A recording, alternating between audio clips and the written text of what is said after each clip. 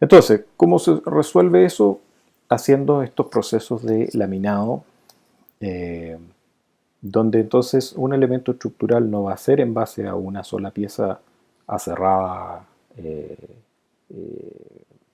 ¿no es cierto?, y secada, sino que vamos a tener varios elementos que van a ser pegados por procesos de encolado y prensado, y por lo tanto, como son varias piezas con fibras en distintos sentidos, con distintas configuraciones, pasa a ser en el total de la pieza una resistencia más homogénea. Entonces, la estructura, la viga, la columna, es eh, en la unión de muchas piezas mucho más resistente y mucho más estándar en su resistencia final, en base a su sección.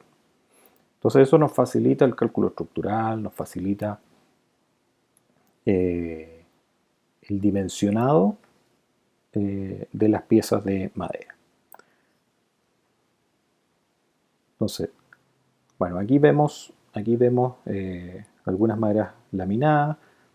Estos procesos de laminado, en la medida que yo tenga piezas muy delgadas, voy a lograr, mediante prensado y rodillos, ¿no es cierto?, voy a lograr hacer piezas curvas, que son la unión de muchas piezas de madera, como les digo, delgada, para poder curvarlas en base a temperatura, en base a humedad, las voy curvando, y entonces yo puedo formar estos arcos que, una vez que son homogéneos, que son una sola pieza, eh, como en este caso como arco, van a tener una alta resistencia para poder generar grandes plantas libres. Eh,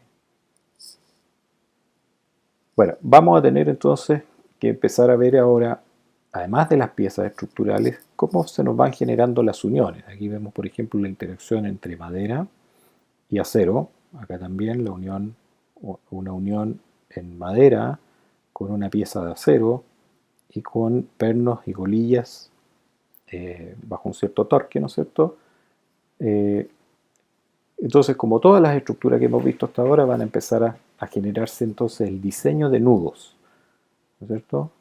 Cómo yo diseño la unión entre elementos resistentes. Los elementos resistentes ya los solucioné, madera laminada, ¿no es cierto? Eh, pero las uniones ahora las tengo que empezar a hacer por medio de trabas en base a la misma madera. Por ejemplo, ahí vemos, se hace una perforación en esta viga y la pieza que llega tiene eh, una pieza en macho, ¿no es cierto?, para que quede trabada, pero normalmente en la medida que construyamos más estructuralmente vamos a empezar a unir con pernos, ¿ya? Entonces hay que definir cuántos pernos, de qué diámetro, de qué resistencia, con qué torque, ¿ya? Y entonces empezamos a pasar a otro tipo de uniones. Por ejemplo, aquí en una viga, la unión de una viga con una viga que continúa longitudinalmente, no la podemos hacer de tope, ¿no es cierto?, porque se van a desplazar. Eh, entonces, por ejemplo, esta unión es muy usada donde se deja en un ángulo y con un diente de traba, ¿no es cierto?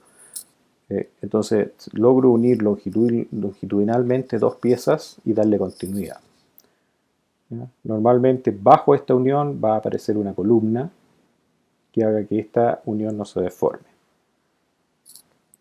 Aquí vemos vigas, por ejemplo, con dos elementos arriba y abajo, dos elementos de mayor sección, y la unión, ¿no es cierto?, por medio eh, de un alma delgada de la viga, ¿no es cierto?, porque sabemos que los esfuerzos en la parte central son menores. Entonces tenemos arriba en la viga resistencia mayor y sección mayor para tomar esfuerzo, en este caso de flexión, por la carga del techo. Eh, entonces van a haber esfuerzos de compresión arriba y de tracción abajo, ¿cierto? En ambos casos están los mayores esfuerzos. Esos esfuerzos van a ser menores en el alma central, pero como necesitamos que trabaje como un solo elemento, entonces el alma va a ser de otro elemento. ¿ya? Entonces unimos esto, hacemos estas vigas, una especie de doble T, ¿no es cierto?, que nos permiten traer prefabricadas las vigas y montar rápidamente este, este techo o este entrepiso. Van a ser importantes, ¿no es cierto?, por ejemplo, el manejo de las uniones. Aquí, por ejemplo, no sé si a ustedes les ha tocado hacer algo de carpintería, pero normalmente para perforar una madera se hace una perforación y luego se coloca el elemento conector.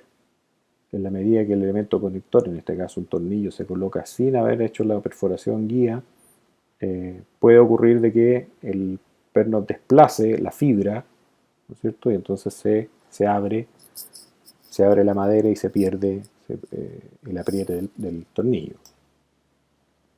¿Ya? Todo eso, que este es un caso menor, pero también va a empezar a ocurrir con fallas por exceso de cargas o fallas por exceso de perforaciones o fallas en las uniones por cizalle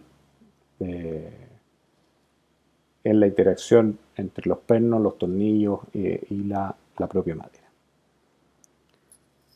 Bueno, todo lo que es los cierres, la tabiquería, va a seguir una estructura que es muy estándar, muy común,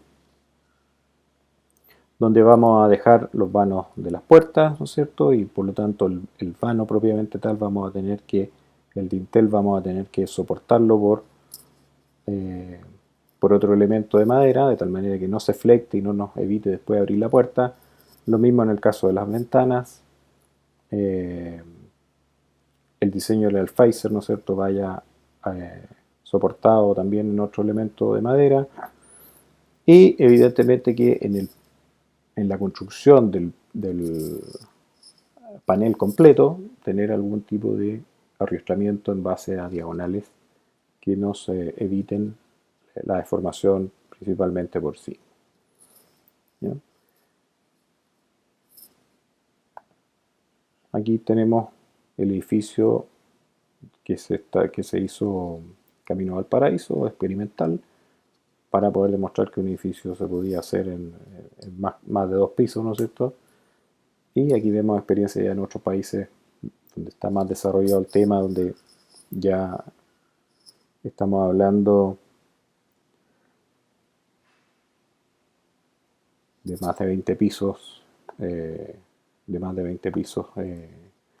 con tecnologías en base a la madera. Entonces, vamos a tener la oportunidad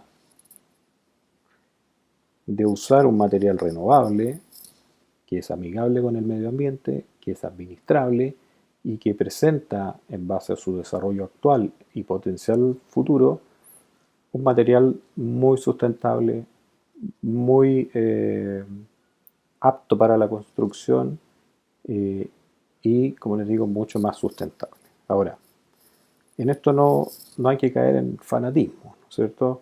No, que hay que hacer todo en madera. Requiere todavía ingeniería. Hay desarrollos, por ejemplo, en base a la celulosa que se produce en la madera, en los árboles, donde la misma celulosa se transforma en nuevos materiales de construcción que son incluso translúcidos y que tienen una alta resistencia.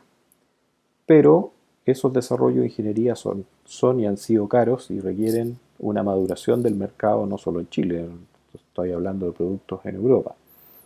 Y por lo tanto esas mismas industrias que dicen, mira, aquí está la madera del futuro, es como rehacer con la misma celulosa madera más homogénea, más resistente, que nos va a permitir ocupar elementos más esbeltos y construir en más altura. Ellos mismos dicen, mira, esta madera primero va a ser usada en mueblería, en arquitectura, en diseño, mostrando que la madera puede ser translúcida, dejar pasar luz,